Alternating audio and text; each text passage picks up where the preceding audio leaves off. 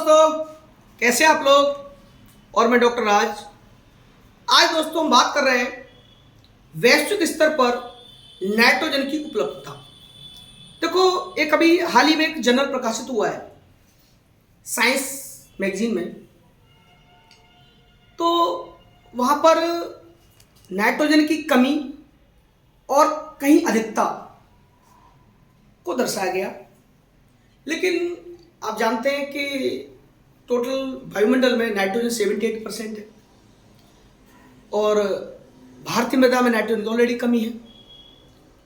लेकिन आप देखेंगे कि अमेरिका हुआ, यूरोप हुआ, वहाँ नाइट्रोजन की कमी नहीं है। लेकिन पिछले 100 ईयर्स में, 100 वर्षों में नाइट्रोजन की कमी का एहसास हुआ है। ये जांच के बाद मालूम पड़ा 100 वर्ष में। अब ये कमी होना या अधिक होना दोनों ही खतरनाक पार्ट है।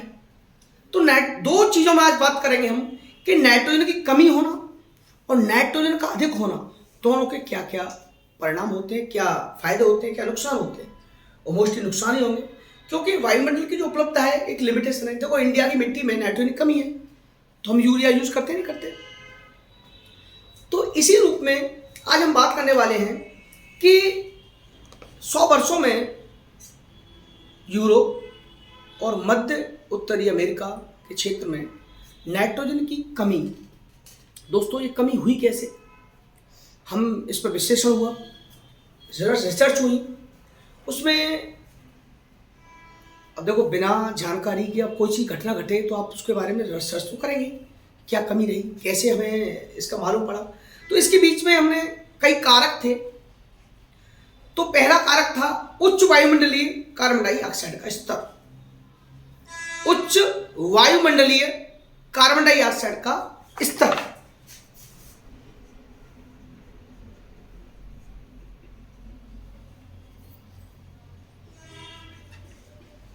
समझ पा रहे हैं आप? ये पहला कारक था। तापमान में बढ़ोतरी हुई,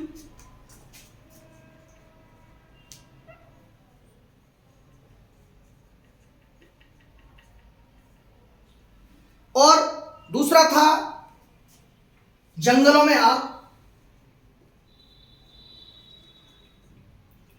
ईटीसी।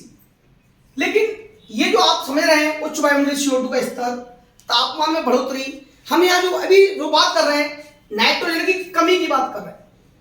कमी कैसे हो, अभी अधिकता के कारण बताएंगे, पहले हम कमी की बात कर रहे हैं। उच्च वायुमंडलीय कार्बन डाइऑक्साइड का स्तर बढ़ा कैसे, तापमान बढ़ोतरी, तो आप सब जानते हैं इसका सबसे बड़ा कारण है जनसंख्या वृद्धि। अब जनसंख्या वृद्धि होना सबसे बड़ा अभिशाप है। ओवरऑल जनसंख्या बढ़ रही है। आप देखो, जनसंख्या बढ़ेगी तो इंसान को रहने के लिए जगह चाहिए, जंगलों को काटेगा तो कार्बन डाइऑक्साइड का स्तर बढ़ेगा। मैं अब कार्बन डाइऑक्साइड की बात कर रहा हूं कि कार्बन डाइऑक्साइड का स्तर कैसे बढ़ रहा है, ग्लोबल वार्मिंग कैसे हो रहा है, क्योंकि जनसंख्या विस्फोट चल रहा है, जनसंख्या ग्रोथ हो रही है। जनसंख्या बढ़ने से क्या हो रहा है कि जंगलों, हमें देखो खनन भी कर रहे हैं, हमें इंसान को जरूरी आवश्यकता की चीजें भी चाहिए, चाहे वो खान पान हो, यहां तक कि जानवरों का होना भी ग्लोबल वार्मिंग का भी कारण है। ग्रीन हाउस इफेक्ट करते हैं जानवर, आगे बताऊंगा आपको मैं। तो इंसान के लिए नीड है, दूध भी चाहिए, खाने के लिए भोजन सामग्री चाहिए, रहने के लिए घर मकान चाहिए, तो जंगल काटता है। जब ग्लोबल वार्मिंग बढ़ रहा है, मेरे आप पुराने वीडियो में देखेंगे कि जंगलों में आग कैसे लग जाती है, आप उसको सुनेंगे तो समझना कि क्या जंगलों में आग के कारण मैंने बताया है, तो आप समझेंगे कि जंगलों में आग कैसे लगती है।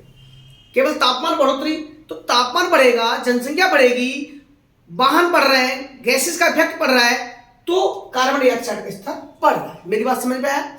जनसंख्या का बढ़ना, ग्लोबल वार्मिंग बढ़ेगी, वाहन चल रहे हैं, इफेक्ट हो रहा है, गर्मी बढ़ रही है। आप कहीं जो खुले क्षेत्र में जाए वहां मौसम अलग होगा।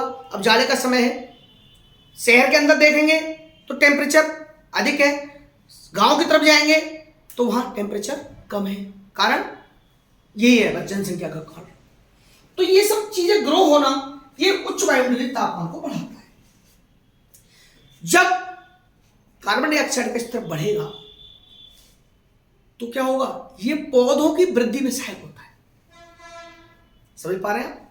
पौधों की वृद्धि, उससे क्या होगा कि पौधे ज्यादा नाइट्रोजन का अवशोषण करेंगे, पौधे ग्रो होंगे कार्बन डाइऑक्साइड अधिक होने से, क्योंकि पौधों को तो श्वास लेने के लिए कार्बन डाइऑक्साइड चाहिए, हमें ऑक्सीजन चाहिए, कार्बन डाइऑक्साइड चाहिए, तो पौधे ग्रो होंगे, वृद्धि होगी। कार्बन डाइऑक्साइड ज्यादा होना पौधों की बढ़ोतरी का सहायक होता है। जब पौधों को कार्बन डाइऑक्साइड बढ़ोतरी होगी तो नाइट्रोजन की नीड होगी उनको, तो नाइट्रोजन का अवशोषण ज्यादा होगा। समझ रहे आप? तो नाइट्रोजन का जब अवशोषण ज्यादा होगा तो क्या होगा, धीरे धीरे वो नाइट्रोजन की कमी का एहसास होना शुरू हो जाएगा। जब नाइट्रोजन कम हो जाएगी तो क्या होगा, अब नाइट्रोजन कम होना ही तो है प्रॉब्लम, ये पढ़ रहे थे। नाइट्रोजन कम हुई, अब कम होने के क्या प्रभाव पड़ेंगे बताते हैं, आपके समझ में आ गया? अब नाइट्रोजन कम होने से क्या मिलेगा, स्वाभाविक बात है, जब नाइट्रोजन कम हो जाएगी तो पेड़ पौधों की वृद्धि रुक जाएगी, नंबर 1। नंबर 2, पत्ते पीले पड़ जाएंगे, पेड़ पौधे बौने हो जाएंगे, जो खाद्य फल हैं, पेड़ पौधे हैं, उनमें न्यूट्रिशन खत्म हो जाएगा, ना के बराबर हो जाएगा। तो फिर हमें क्या चाहिए, तो अब ऑटो मोड में नाइट्रोजन की कमी होना, ये जिस क्षेत्र में नाइट्रोजन है वो वहां कम हो रहा है, तो नुकसान है कि नहीं है? भारतीय मिट्टी में नाइट्रोजन की कमी है तो हम नाइट्रोजन यूज करते हैं। समझ पा रहे हैं आप? तो ये सारी चीजें, अब जब नाइट्रोजन की उपलब्धता बढ़ेगी, कम होगी, तो क्या होगा, वातावरण में जो पौधे का कार्बन डाइऑक्साइड की क्रिया है वो क्या होगा, जब पौधे ग्रो नहीं करेंगे तो कार्बन डाइऑक्साइड की जो वृद्धि है उसमें नाइट्रोजन की क्रिया खत्म हो जाएगी, ना के बराबर हो जाएगी, कम हो जाएगी। इससे क्या होगा, सारा सिस्टम डिसबैलेंस हो जाएगा, असंतुलन हो जाएगा। यही तो पढ़ रहे हैं, असंतुलन, डिसबैलेंस। ठीक है, कुछ क्षेत्रों में डिसबैलेंस होने का, नाइट्रोजन की कमी का यही है सबसे बड़ा कारण। समझ में आया? ग्लोबल वार्मिंग, कार्बन डाइऑक्साइड का स्तर बढ़ना पेड़ पौधों के लिए सहायक है। आप कहेंगे सर कार्बन डाइऑक्साइड बढ़ रही है पेड़ पौधे, लेकिन इधर तो कार्बन से पेड़ पौधे बढ़ रहे हैं, तो पेड़ पौधे बढ़ेंगे तो उनको नाइट्रोजन की आवश्यकता तो होगी। जब नाइट्रोजन की आवश्यकता ओवर होगी तो क्या होगा, सिस्टम बिगड़ेगा, असंतुलन होगा। जब असंतुलन होगा तो क्या होगा, सारे कहना चाहिए कि किसी जंगल में से शेरों को सबको या बड़े जानवरों जंगली जानवरों को खत्म कर दिया जाए तो छोटे जानवरों को हो जाएगा, असंतुलन हो जाएगा। भाई छोटे जानवरों को बड़े जानवर खा जाते हैं, छोटी मछली बड़ी को खा जाती है, डॉट डॉट डॉट डॉट। तो ये सारी कंडीशन सब क्रिएट हो जाएगी। आग लगने से क्या होता है आप जानते हैं, कार्बन डाइऑक्साइड का ग्रो होती है, बढ़ती है। ये सारी चीजें मैंने आपको बताई, ये नाइट्रोजन की कमी का कारण बताया था। कमी से क्या होगा कि हमारा सारा न्यूट्रिशन सिस्टम बिगड़ेगा, और जब न्यूट्रिशन कम मिलेंगे तो क्या हो जाएंगे, हम भी टेढ़े मेढ़े से हो जाएंगे। जब हमें न्यूट्रिशन नहीं मिला, बच्चे को शुरू से न्यूट्रिशन खाना नहीं मिलेगा तो बच्चों में तमाम बीमारियां पीड़ित हो जाते हैं, तमाम रोगों से पीड़ित हो जाते हैं। ये सब कमी का कारण है। ठीक है, तो ये समझने की कोशिश करिए आप लोग। अब बात कर रहे हैं नाइट्रोजन की अधिकता या बढ़ोतरी। अभी कमी के कारण पढ़ा था हमने, नाइट्रोजन की बढ़ोतरी होती कैसे है। अब ये तो एक तरफ से नाइट्रोजन कमी होगी तो कमी का तो इंतजार कर लिया, जब बढ़ोतरी होगी तो क्या होगा, क्या नुकसान होगा हमें।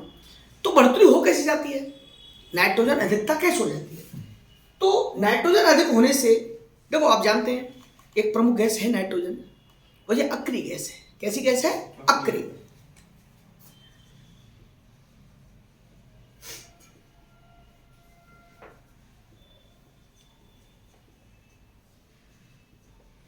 प्रमुख गैस भी है, अक्रिय गैस भी है, और इसके नाइट्रोजन के प्रदूषण होने से, नाइट्रोजन के प्रदूषण ज्यादा होने से ग्रीन हाउस इफेक्ट पड़ता है।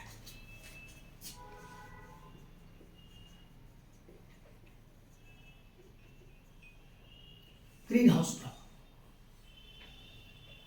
समझ रहे हैं आप, ग्रीन हाउस इफेक्ट होता है, इससे ग्रीन हाउस का प्रभाव डाल सकती है। अब प्रभाव डालती है तो अधिकता के क्या ये कारण होता है कि ग्रीन हाउस प्रभाव पड़ता है। कैसे पड़ता है ग्रीन हाउस प्रभाव, अभी हम बात कर रहे थे कि नाइट्रोजन कमी से, मतलब कार्बन डाइऑक्साइड बढ़ने से नाइट्रोजन कमी होती है, लेकिन यार नाइट्रोजन बढ़ने से क्या होगा, जब कोई गैस वायुमंडल के अंदर एक सिस्टमेटिक अवस्था में है, जब कम ज़्यादा होगी तो डिस्बैलेंस होगा। तो जिस टाइप से हम जी रहे हैं, अब अभी इस कमरे में हम हैं और यहाँ ऑक्सीजन निकाल दी जाए, कम कर दी जाए, तो घबराहट शुरू हो जाएगी।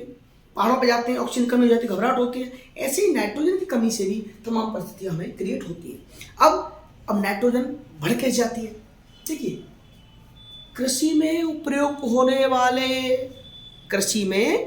होने वाले जो उर्वरक होते हैं, नाइट्रोजन वाले उपकरण या नाइट्रोजनीकृत उपकरण उर्वरकों को यूज करते हैं, उससे क्या होता है, वे कृषि में विशेष प्रभाव डालते हैं।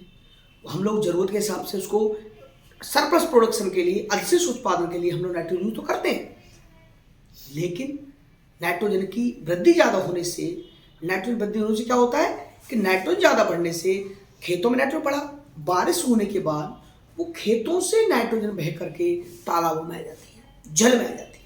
समझ रहे हैं आप? अब जल में आ जाती है तो जल में आने के बाद तमाम तरह की बीमारियों का कारण बनती है। बताएंगे क्या कारण बनती है। नंबर 2, खेती में नाइट्रोजन यूज होने से जो पशु होते हैं, पशु नाइट्रस ऑक्साइड यानी N2O नाइट्रस ऑक्साइड बढ़ाने का सबसे बड़ा कारक होते हैं। अभी हम बात कर रहे हैं, जनसंख्या बढ़ेगी तो आपको पशु भी चाहिए ना, दूध पीने के लिए, जरूरत के लिए, तो नाइट्रस ऑक्साइड की वृद्धि करते हैं। जितने जुगाली करने वाले पशु होते हैं वो सब नाइट्रस ऑक्साइड का उत्पादन करते हैं। जुगाली करते हैं जानवर, जो भैंस, गाय, सब। दूसरी बात और सुनिए, जानवरों का जो मूत्र होता है उसके अंदर नाइट्रोजन उत्सर्जन सबसे होता है, वो भी नाइट्रोजन उत्सर्जन का। अब एक जगह जानवर बंधे हो, बहुत ज्यादा पेशाब हो, आप हम खड़े होकर देखिए, आप घबराहट शुरू होगी, श्वास की प्रॉब्लम हो जाएगी, श्वास लेने में दिक्कत होती है, घबराहट शुरू हो जाएगी।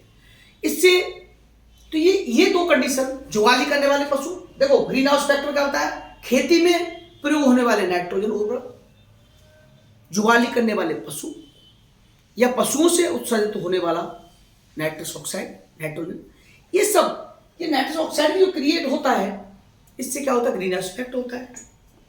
और ये जब नाइट्रोजन की जब अधिकता होती है तो जल में जब नाइट्रस ऑक्साइड बढ़ जाता है, नाइट्रेट की व्यवस्था बढ़ जाती है, तो लोगों के अंदर श्वसन क्रिया डिस्टर्ब होती है, हृदय संबंधी बीमारियां होती हैं, हृदय रोग, श्वसन संबंधी प्रॉब्लम ये बढ़ती हैं। समझ पाए आप? और क्या, जल में जब नाइट्रेट बढ़ जाती है तो बीमारी बढ़ जाती है, baby syndrome, blue baby syndrome रोग पैदा हो जाता है, बच्चों के अंदर होता है। जल के अंदर होने वाली जो नाइट्रेट की वृद्धि, ब्लू बेबी सिंड्रोम रोग बढ़ जाता है। ये सब नाइट्रोजन की अधिकता के कारण होता है। और सुनिए, तालाबों में प्लवकीय शैवालों की ग्रोथ हो जाती है। तालाबों के अंदर जो प्लवकीय शैवाल बढ़ जाते हैं, प्लवकीय शैवाल बढ़ने से वो प्रदूषण पैदा करते हैं, तो प्रदूषण की वजह से जो उसके अंदर कीड़े मकोड़े, मछलियां सब मर जाती हैं, तो ये भी हमारे पर्यावरण को डिसबैलेंस करते हैं। तो आप समझ पा रहे हैं कि नाइट्रोजन की जो कमी है या बढ़ोतरी है वो हमारे लिए कितनी हानिकारक है। इसी के लिए हमने फिर आने वाले समय में हमने प्लान किया कि एक मीटिंग बुलाई, अंतर्राष्ट्रीय नाइट्रोजन पर एक सम्मेलन हुआ, इंटरनेशनल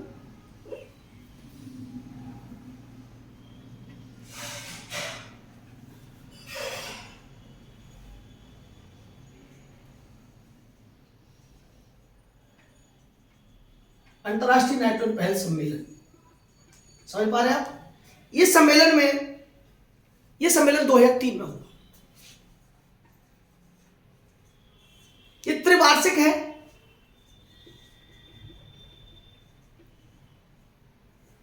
याद रखना, 2003 से शुरू हुआ था अंतर्राष्ट्रीय नाइट्रोजन पहल सम्मेलन, और इसमें तमाम समस्याओं पर, नाइट्रोजन संबंधित होने वाली बीमारियों, समस्याओं पर वैज्ञानिक समितियों ने इस पर विचार गोष्ठी की, विचार आयोजन किए कि वायुमंडल में होने वाला जो प्रभाव है नाइट्रोजन का, कम या ज्यादा होना, दोनों ही डेंजरस है।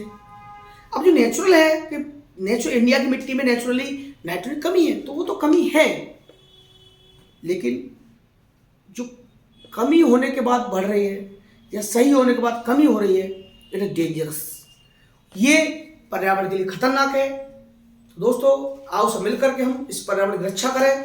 Thank you.